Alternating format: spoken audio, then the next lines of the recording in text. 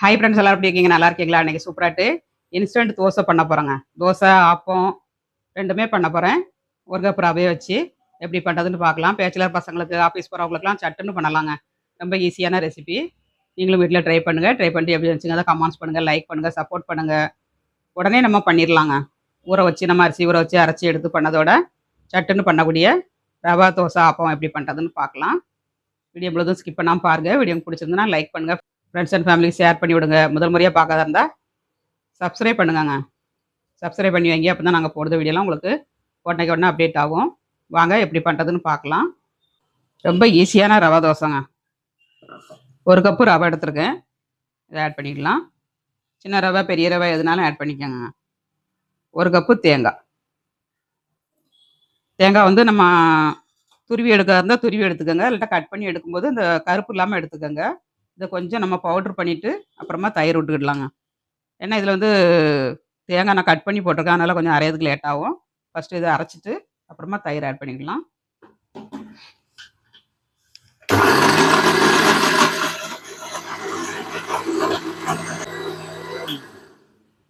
இந்த மாதிரி அரைச்சிட்டு நம்ம அப்புறமா தயிர் விட்டுக்கிட்டணுங்க. நம்ம எந்த கப்பால் ரவை எடுத்தோமோ அதை கப்பால் ஒரு கப்பு தயிர், ஒரு கப்பு தேங்காய், ஒரு கப்பு ரவாங்க. ரொம்ப ஈஸி பண்ணுறது. இப்போ கொஞ்சமாக இல்லை தண்ணி விட்டுக்கிடலாம். உப்பு ஆட் பண்ணிடலாம். ரவை தந்தோடி உப்பு போட்டுக்கோங்க. அரைச்சிக்கிடலாம்.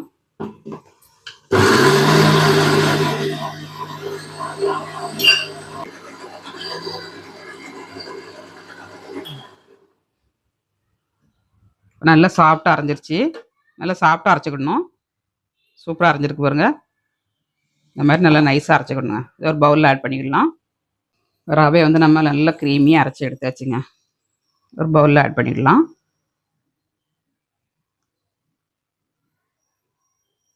ரொம்ப தண்ணியாகவும் இருக்கக்கூடாது, ரொம்ப கட்டியாகவும் இருக்கக்கூடாது.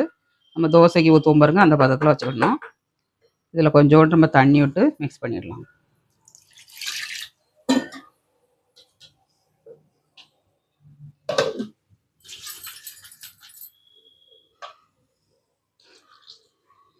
தண்ணி விட்டாச்சு, உப்பும் ஆட் பண்ணியாச்சு.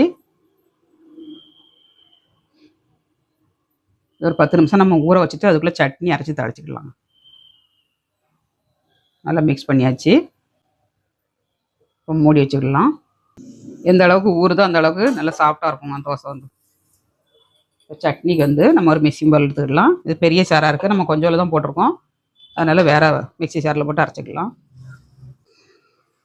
இப்போ தேங்காய் சட்னி வைக்க போகிறாங்க. 2 பண்டில் பூண்டரிசி, ஒரு துண்டு இஞ்சி, ஒரு 4 பச்சை மிளகாய், தேங்காய் ஒரு கைப்பிடி அளவு போட்டிருக்காங்க. தேங்காய் கைப்பிடி அளவு, பொட்டுக்கடலை ஒரு 2 ஸ்பூன் போட்டிருக்கேன். இதை வந்து கொஞ்சம் தண்ணி விட்டு நம்ம அரைச்சி எடுத்துக்கணும். சட்னி தந்தோடி உப்பு ஆட் பண்ணிடலாம்.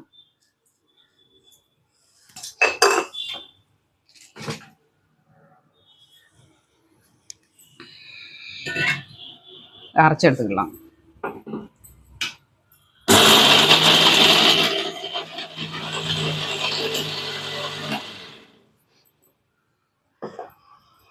கொஞ்சம் தண்ணி விட்டு அரைச்சிக்கலாம்.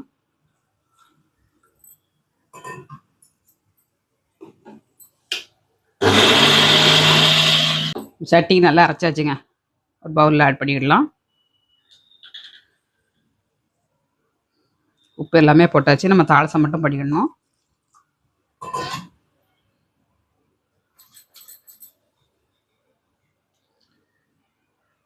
சூப்பராகிட்டு சட்னி ரெடி ஆயிடுச்சுங்க. தாளசம் பண்ணிடலாம். அடுப்பு ஆன் பண்ணிவிட்டு ஒரு கடாயை அடுப்பு வச்சுக்கோங்க. எண்ணெய் ஒரு 1/2 ஸ்பூன் எண்ணெய் ஆட் பண்ணியிருக்காங்க. கடுகு போட்டுக்கலாம். கடுகு 1/2 ஸ்பூன், அப்புறமா உளுந்தம்பருப்பு ஒரு 1/2 ஸ்பூன் போட்டுக்கோங்க. உளுந்தம்பருப்பு போட்டிங்கன்னா நல்ல மணமாக இருக்குங்க சட்னி வந்து. ஒரு வரமிளகாய், ஒரு கொத்து கருவேப்பிலைங்க. சட்னி நல்லா வதங்கிருச்சு. நம்ம சட்னியில் ஆட் பண்ணிடலாம். சூப்பரான சட்னி ரெடிங்க.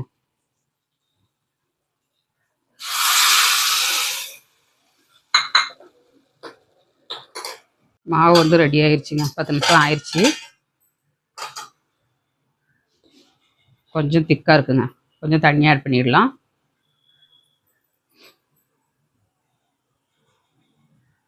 ரவை ஊறிடுச்சுன்னா கொஞ்சம் திக்காயிரும். இதில் வந்து கொஞ்சோண்டு சோடா ஆட் பண்ணிடலாங்க. நம்ம ரவை வந்து தோசை ஹார்டாக இருக்கும். கொஞ்சோண்டு சோடா ஆட் பண்ணோம்னா நல்லா சாஃப்டாக கிடைக்கும். இந்த மாதிரி ஒரு பிஞ்சளவு போட்டுக்கோங்க. நிறைய போடாண்டா. சோடாவை போட்டு நல்லா மிக்ஸ் பண்ணிவிட்டு கொஞ்சமாக தண்ணி ஆட் பண்ணிடலாம். இந்த மாதிரி திக்காக இருக்கும்.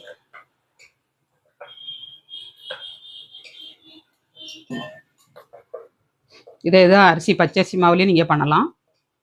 அதுவும் ரொம்ப நல்லா வரும். அந்த மாதிரியும் ட்ரை பண்ணிக்கோங்க.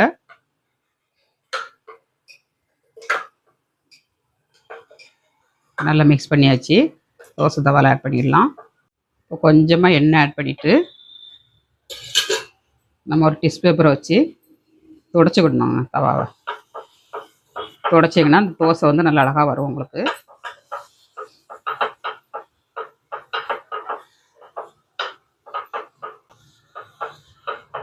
நல்லா துடைச்சாச்சுங்க. இப்போ கொஞ்சமாக எண்ணெய் ஆட் பண்ணிக்கலாம். நடுசில் கொஞ்சம் எண்ணெய் ஊற்றிட்டு நம்ம மாவை அப்படியே ஆட் பண்ண வேண்டியதாங்க. துடைச்சி நல்லா துடைச்சாச்சு. கொஞ்சமாக நடுசில் எண்ணெய் ஆட் பண்ணிக்கோங்க. எண்ணெய் ஆட் பண்ணிவிட்டு நம்ம அப்படியே ஸ்ப்ரெட் பண்ணக்கூடாதுங்க. அப்படியே ஊற்றி விட்டுறணும்.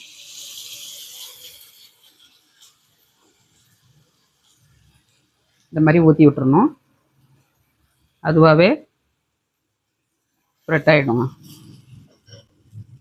ஊற்றி விட்டு நம்ம அப்படியே விட்டுறணும். இப்போ ஆப்ப மாவு மாதிரி நம்மளுக்கு நல்ல உப்பி வரும் பாருங்கள். இந்த மாதிரி இந்த இடத்துலலாம் பப்புள்ஸ் பப்புள்ஸாக விடும் பாருங்கள். நம்மளுக்கு ஆப்பம் மாதிரி எப்படி பப்புள்ஸ் பப்புள்ஸாக வருது பாருங்கள். இந்த மாதிரி வருங்க. நம்ம தேங்காய் போட்டு அரைச்சோம்னாக்கா, பச்சரிசியில் போட்டு நம்ம அரைச்சோம்னாக்கா தேங்காய் போட்டு அரைச்சா இப்படி தான் வரும் ஆப்பத்துக்கு. அதே மாதிரி ரவையிலையும் நம்ம தேங்காய் போட்டு அரைச்சா இந்த மாதிரி பண்ணலாங்க. அதே மாதிரி நீங்கள் ஆப்பமாகவும் சுடலாம். இதை திருப்பி போட்டுக்கலாம். திருப்பி போடணுன்னா போட்டுக்கோங்க. ஆப்ஷன் தான். அப்படியே சாப்பிட்னாலும் சாப்பிடலாம். இப்போ நான் ஆப்பம் மாதிரி ஒன்று சுட்டு காட்டுறேன் உங்களுக்கு. எடுத்துக்கலாம். நல்லா வெந்துருச்சு. நம்ம எடுத்துக்கலாம். இவ்வளோ எம்மியாக இருக்குது பாருங்கள் ஆப்பம் மாதிரி. இப்போ அடுத்தது இன்னொன்று ஊற்றிக்கலாம். திருப்பி போடாமல் நம்ம அப்படியே எடுத்துடணுங்க. ஆப்பம் மாதிரி கொஞ்சம் மட்டும் எண்ணெய் ஆட் பண்ணிவிட்டு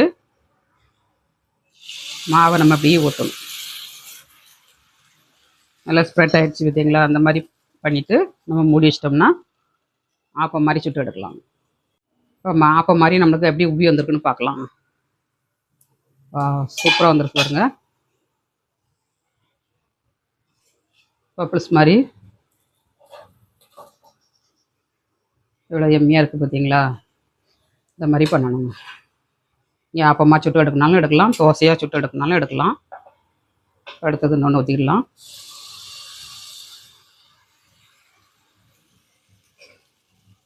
இப்போ வேகட்டும். நம்ம திருப்பி போட்டுக்கலாம். தோசை வந்து நல்ல பப்புள்ஸ் மாதிரி வந்திருக்கு பாருங்கள். இந்த மாதிரி வந்ததுக்கப்புறம் நம்ம திருப்பி போட்டுக்கணும். கொஞ்சம் வேகட்டும். நம்ம எடுத்துக்கலாம். வெந்துருச்சு. நம்ம எடுத்துக்கலாம். இது தோசை தவாவில் தோசை சுட்டிருக்கேன். இது தோசை தவாவில் ஆப்பம். இப்போ ஆப்ப கடாயில் நம்ம ஆப்பம் சுட்டலாம். ஆப்ப கடாய் ஹீட் ஆகட்டும். ஆப்ப கடாய் ஹீட் ஆகட்டும். மாவு ஆட் பண்ணிக்கலாம். ஆப்ப கடாயிலையும் கொஞ்சோண்டு எண்ணெய் ஆட் பண்ணிவிட்டு நம்ம தொடச்சி எடுத்துக்கணும்.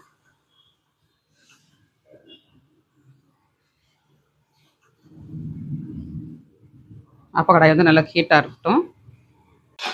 இப்போ மாவு ஆட் பண்ணிக்கலாம்.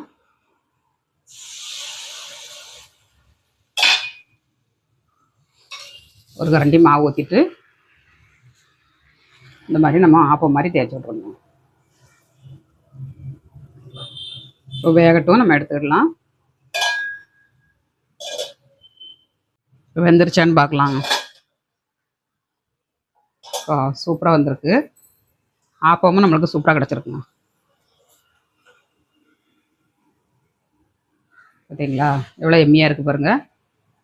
ரவைய வச்சு நம்ம ஆப்பம் பண்ணியாச்சுங்க. சூப்பராட்டு பண்ணி எடுத்தாச்சுங்க. சட்னி ஆட் பண்ணிடலாம்.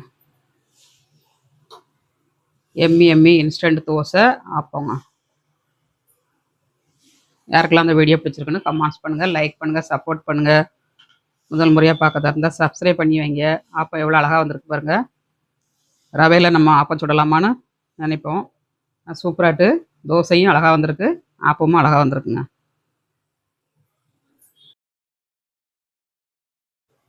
எம்மி எம்மி இன்ஸ்டன்ட் பிரேக்ஃபாஸ்ட் ரெடி. இது வந்து ஆப்பம் சுட்டுருக்காங்க. இது தோசைகளில் ஆப்பம் சுட்டேன். அப்புறம் இது வந்து தோசைங்க. ஒரு கப்பு ரவையும் தயிரும் தேங்காயும் போட்டு அரைச்சி சூப்பரான பிரேக்ஃபாஸ்ட் பண்ணியாச்சு. வீடியோ பாருங்கள், ஃபுல் வீடியோ பார்த்துட்டு அவசரத்துக்கு சட்டுன்னு செஞ்சிடலாங்க. இது வந்து தேங்காய் சட்னி வச்சுருக்கேன், பொட்டுக்கடலை போட்டு அட்டகாசமாக இருக்கும். வாங்க எல்லோரும் சாப்பிட்றதுக்கு. சூப்பராட்டு இன்ஸ்டன்ட் தோசையும் இன்ஸ்டன்ட் ஆப்பமும் பண்ணியிருக்காங்க. நல்லா எம்மியாக இருக்குது தோசை வந்து. இந்த மாதிரி நீங்களும் வீட்டில் ட்ரை பண்ணுங்கள். ட்ரை பண்ணிட்டு எப்படி வந்துச்சுங்க தான் கமெண்ட்ஸ் பண்ணுங்கள், லைக் பண்ணுங்கள், சப்போர்ட் பண்ணுங்கள். சாப்பிட்டு பார்க்கலாங்க. ஆப்பமும் சூப்பராக வந்திருக்கு, தோசையும் சூப்பராக வந்திருக்குங்க. சூப்பராக இருக்குங்க. டேஸ்ட் வந்து அட்டகாசமாக இருக்குது. நீங்களும் ட்ரை பண்ணுங்கள். ட்ரை பண்ணிட்டு எப்படி வந்துச்சுங்க தான் கமெண்ட்ஸ் பண்ணுங்கள், லைக் பண்ணுங்கள், சப்போர்ட் பண்ணுங்கள். ஸ்டவ்வோட சமைக்கும்போது அன்போடு சமைக்கணுங்க. அன்போடு சமைச்சிங்கன்னா சுமாராக இருக்க சாப்பாடு கூட சூப்பராக கிடைக்குங்க உங்களுக்கு. கரெக்டு தானே? வீடியோ பிடிச்சிருந்தா லைக் பண்ணுங்கள். பாய்.